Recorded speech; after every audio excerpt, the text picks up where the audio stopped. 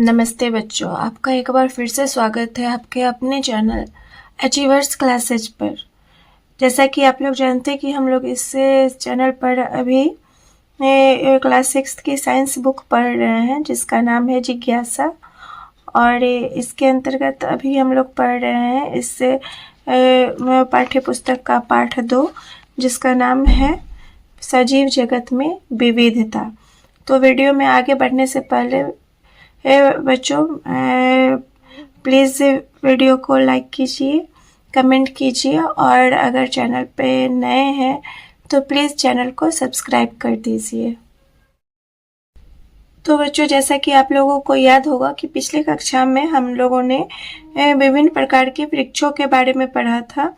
जो वृक्ष के कितने प्रकार, पेड़ पौधे के कितने प्रकार होते हैं, किन्हें वृक्ष की श्रेणी में रखा जाता है, किन्हें झाड़ी की श्रेणी में रखा जाता है और किसे शाख के श्रेणी में रखा जाता है। और इसके बाद हम लोगों ने पढ़ा था जो पत्ते का जो होता है विन्यास, उसके बारे में हम लोगों ने पढ़ा था। सिरा विन्यास कैसा होता है विभिन्न प्रकार के पत्तों में, तो उसके बारे में भी हम लोगों ने पढ़ा था। आप लोगों ने अगर अभी तक इस पाठ का पिछला वीडियो नहीं देखा है तो प्लीज़ चैनल के प्लेलिस्ट में जाकर सर्च कीजिए। वहाँ पे आपको इस पाठ का जो है पिछला सभी वीडियो मिल जाएगा जो कि अपलोड किया जा चुका है। आज हम लोग इस पाठ के अंतर्गत जो है विभिन्न प्रकार के जड़ों के बारे में पढ़ेंगे और समझेंगे। तो आज हम लोग समझेंगे विभिन्न प्रकार के जड़ के बारे में। तो यहाँ पर जैसा कि आपके पाठ्य पुस्तक में 2 पौधे का एग्जाम्पल लिया गया है, एक सरसों का फूल है और दूसरा सामान्य घास के पौधे में जड़ तंत्र को दिखाया गया है। तो सरसों के फूल में जो है कह रहा है कैसा जड़ होता है, तो सरसों के फूल में होता है मूसला जड़ तंत्र और सामान्य घास के पौधे में जो है झकड़ा जड़ तंत्र होता है। अब हम लोग समझेंगे जो मूसला जड़ किसे कहते हैं और झकड़ा जड़ किसे कहते हैं। तो जब हम लोग जो है विभिन्न प्रकार के पौधों को ध्यान पूर्वक देखते हैं तो प्रत्येक पौधे में जो है कुछ न कुछ विभिन्नताएं पाई जाती हैं। तो जड़ जो है मुख्यतः 2 प्रकार के होते हैं, एक होता है मूसला जड़ और दूसरा होता है झकड़ा जड़। तो मूसला जड़ किसे कहते हैं, तो इसका इस तरह से आप लोग समझ सकते हैं। मूसला जड़ के बारे में बताया गया है कि चित्र 2.5 के क में जो है सरसों के फूल के जड़ों को ध्यान पूर्वक अवलोकन करें। इस पौधे की जड़ में एक मुख्य जड़ होती है जिससे छोटी छोटी पार्श्व जड़ें निकलती हैं। तो ऐसी जड़ों को क्या कहा जाता है, मूसला जड़। मतलब जड़ में जो है छोटी छोटी बगल से छोटी छोटी जो है बगल की जड़ें निकली रहती हैं। तो ऐसी इस तरह की जड़ों को जो है मूसला जड़ कहते हैं। और दूसरा चित्र के रूप में एक सामान्य घास का पौधा लिया गया है। इस पौधे की जड़ें जो है पतली गुच्छों के रूप में दिखाई देती हैं। यहाँ पर जो है जब हम घास के जड़ को देखेंगे तो इसकी जड़ें जो है गुच्छों के रूप में दिखाई देती है जो तने के आधार से निकलती है। मतलब वो ऊपर जो पेड़ है उसका जो तना है उसके नीचे से ये जड़ें जो है गुच्छों के रूप में निकलती हैं। तो ऐसी ही जड़ों को जो है झकड़ा जड़ अथवा रेशेदार जड़ कहा जाता है।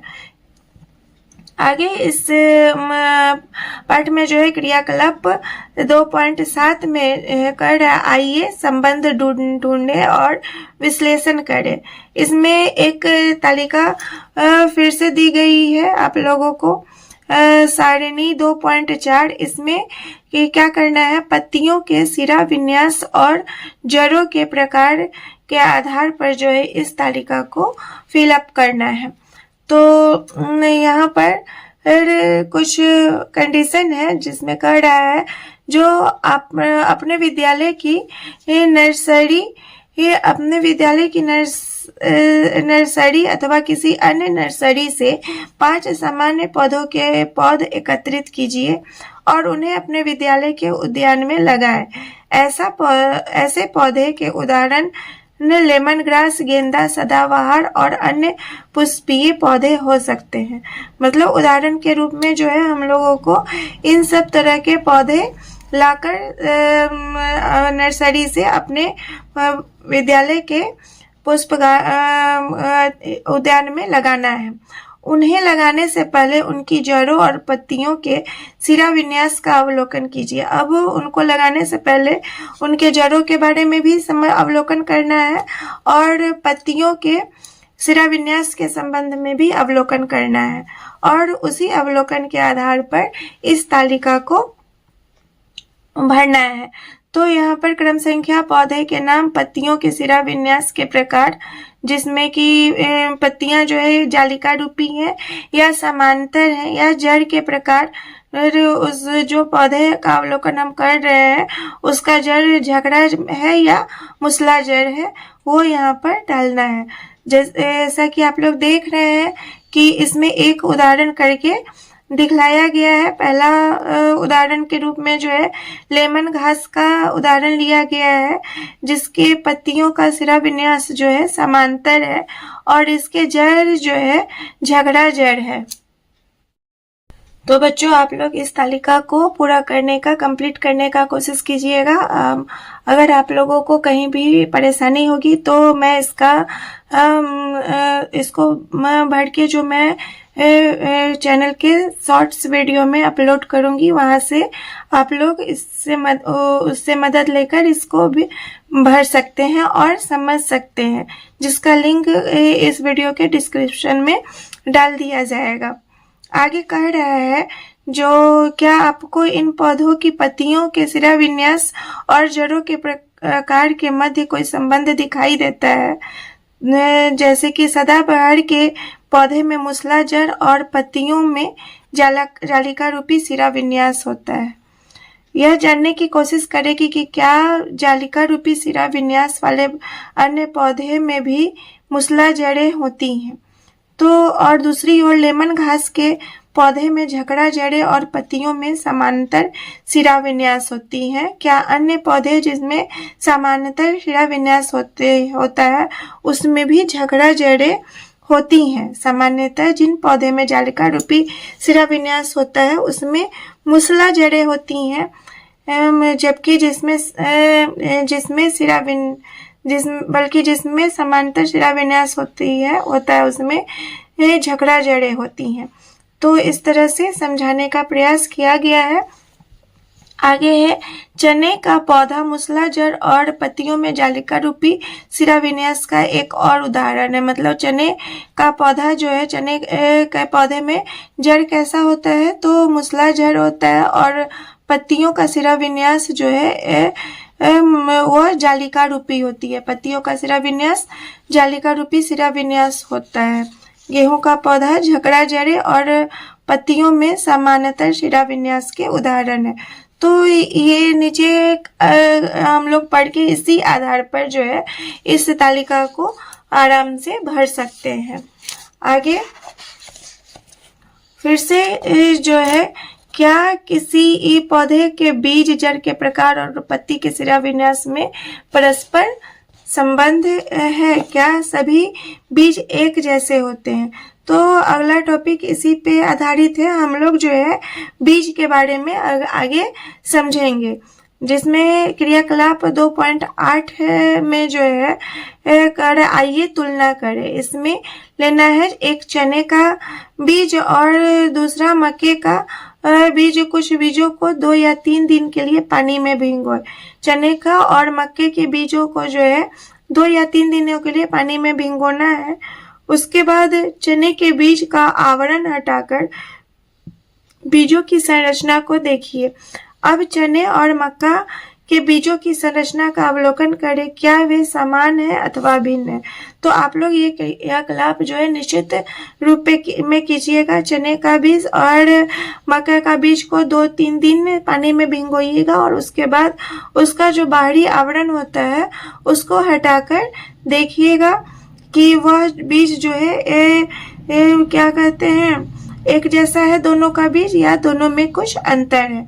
तो जब हम लोग इस अवलोकन करेंगे तो हम लोग देखेंगे कि चने का बीज का जैसे ही आप लोग आवरण हटाइएगा तो देखिएगा जो चने का बीज जो है अंदर से 2 भागों में विभक्त होता है, जैसा कि इस फिगर में दिखाया भी गया है। चने का बीज जब हटाया गया है तो देख रहे हैं हम लोग वह जो है 2 भागों में विभक्त है। तो ऐसे बीजों को कहा जाता है द्विबीजपत्री बीज। ऐसे बीजों को जो है जो 2 भागों में विभक्त होता है उन्हें कहते हैं द्विबीजपत्री, और प्रत्येक भाग को जो है बीजपत्र कहते हैं। प्रत्येक भाग को क्या कहा जाता है, बीजपत्र, जिसको इंग्लिश में बीजपत्र को इंग्लिश में कॉटिलिडन कहा जाता है, और द्विबीजपत्री को इंग्लिश में डाइकोटिलिडन्स या डाइकॉट भी हम लोग कहते हैं। अब अगला है मक्का का बीज का। जब हम लोग बाहरी आवरण हटाते हैं तो देखते हैं कि यह जो एक पतला बीज पत्र होता है। ऐसे बीज पत्रों को कहा जाता है एक बीजपत्री बीज, एक बीजपत्री बीज कहते हैं। और यह जो है मोनोकोटिलिडन्स होता है या मोनोकॉट होता है। द्विबीजपत्री को डाइकोटिलिडन्स कहते हैं और एक बीजपत्री को मोनोकोटिलिडन्स कहते हैं। आप पौधे में जो है पत्ती के सिरा विन्यास, जड़ों के प्रकार और बीजों के बीज पत्रों की संख्या में परस्पर क्या संबंध देखते हैं। द्विबीजपत्री में जालिका रूपी सिरा विन्यास और मूसलाधार तंत्र होता है। जब हम लोग इस बीजों का अवलोकन करेंगे, उसके जड़ों के प्रकार के बारे में का अवलोकन करेंगे और पत्तियों के सिरा विन्यास के बारे में भी अवलोकन करेंगे, तो हम लोग देखेंगे कि सामान्यतः जो है द्विबीजपत्री पौधों में जो है कैसा सिरा विन्यास होता है, तो जालिका रूपी सिरा विन्यास होता है और जड़ होती है मूसलाधार। द्विबीजपत्री पौधे के जड़ जो है मूसलाधार होते हैं, जबकि जो एक बीजपत्री पौधे होते हैं उसमें सामान्यतः सिरा विन्यास होता है और उसकी जड़ें जो है झकड़ा जड़ तंत्र की होती हैं। तो आपने पौधे के समूह बनाने के लिए उपयोग की जाने वाली कुछ विशेषताओं के विषय में पढ़ा है। आइए अब जंतुओं के समूह बनाने के विषय में समझते हैं। तो अभी तक जो है हम लोगों ने पौधों के बारे में पढ़ा है, उनके पौधों के विभिन्न प्रकारों के बारे में पढ़ा है, पत्तियों के विभिन्न प्रकारों के बारे में पढ़ा है, समझा, और बीजों के विभिन्न प्रकारों के बारे में भी पढ़ा है और समझा है। आगे हम लोग जंतुओं के समूह कैसे बनाए, मतलब जंतुओं का वर्गीकरण हम लोग कैसे करेंगे और उसके समूह कैसे बनाएंगे, सो आगे पढ़ेंगे। आगे इसमें कह रहा है जो, तो बच्चों जैसे कि हम लोग पीछे विभिन्न प्रकार के पौधों में पढ़ा है, तो हम लोगों ने अभी तक जो अवलोकन किया है इसके आधार पर हम लोग देखे हैं जो विभिन्न प्रकार के पौधों में विभिन्न प्रकार की जड़ें होती हैं, उनके पत्तियों का सिरा विन्यास जो है विभिन्न प्रकार का होता है और भी बहुत सारी विभिन्नताएं उनमें पाई जाती हैं। ऐसे ही हम लोग अब जंतुओं के समूह के बारे में भी जब हम लोग देखेंगे, जंतुओं का समूह जब बनाएंगे तो देखेंगे उसका अवलोकन करने के पश्चात जो पौधों की भांति जो है जंतु भी एक दूसरे से बहुत भिन्न होते हैं। मतलब जंतुओं का जब हम समूह बनाएंगे तो उसमें भी विभिन्न प्रकार की विभिन्नताएं देखने को मिलेगी। तो किताब में जो है आगे एक क्रियाकलाप किया गया है जिसमें कह रहा है आइए पता लगाएं। इस क्रियाकलाप में एक फिगर के माध्यम से समझाने का कोशिश किया गया है। एक यहाँ पर एक फिगर में जो है फिगर 2.7 को देखकर यह बताने का प्रयास कीजिए कि जंतुओं द्वारा गति के लिए शरीर के किस भाग का उपयोग किया गया है। यहाँ विभिन्न चित्र में जैसा कि हम लोग देख रहे हैं जो विभिन्न प्रकार के जीव जंतुओं को दर्शाया गया है। तो इसमें इस जंतुओं को एक तालिका के रूप में सूचीबद्ध करना है और इन जंतुओं में गति करने के तरीकों को देखना है, मतलब उसका अवलोकन करना है जो उनके शरीर में गति जो है किस माध्यम से होती है और चलने के लिए वह अपने शरीर के किस पार्ट का उपयोग करते हैं और इस आधार पर एक तालिका बनाना है जो अगले पेज में है। और तालिका जैसा कि हम लोग देख रहे हैं जो तालिका 2.5 में जो है जंतुओं की गति और गति के लिए प्रयुक्त शरीर के अंग के आधार पर इस तालिका को भरना है, जिसमें समझाया गया है जो चींटी जो है चींटी के जो है गति के लिए प्रयुक्त शरीर के अंग, चींटी जो है अपने किस शरीर के अंगों से चलती है तो टांगों से चलती है। इसी तरह से दूसरा है बकरी, तो यह इनके चलने का प्रकार जो होता है वो कैसा होता है, बकरी चलती भी है और कूदती भी है। तो इसमें गति के प्रकार में चलना और कूदना लिखा गया और वह चलने के लिए जो है बकरी भी अपने टांगों का ही उपयोग करती हैं। तो यहाँ शरीर के अंग में टांगे लिख दिया गया है। इसी आधार पर जो है चित्र में विभिन्न प्रकार के जो हम लोग जंतुओं को देख रहे हैं वो और तो वो गति करने के लिए वो किस प्रकार से गति करती हैं और गति करने के लिए किस शरीर के किस अंग का उपयोग करती हैं, उसके आधार पर जो है इस तालिका को भरना है, जो आप लोग आराम से कर लीजिएगा। अगर कहीं पर भी परेशानी होगी तो प्लीज़ वीडियो के कमेंट बॉक्स में कमेंट कीजिएगा, मैं उस परेशानी को दूर करने का प्रयास निश्चित रूप से करूँगी। आगे इसी तालिका 2.5 में जो है दी गई जानकारी के आधार पर आप क्या निष्कर्ष निकाल सकते हैं।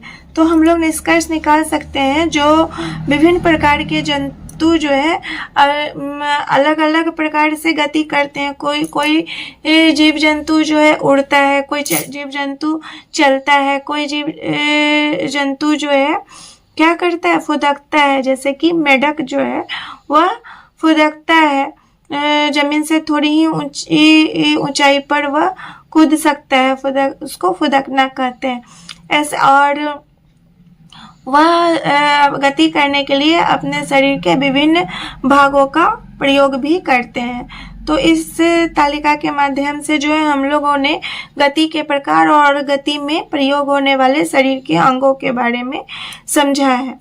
तो इसी आधार पर जो इसके अतिरिक्त अनेक जंतुओं की आकृति, आकार, संरचना, रंग एवं अन्य विशेषताओं में जो है जीव जंतु एक दूसरे से भिन्न होते हैं।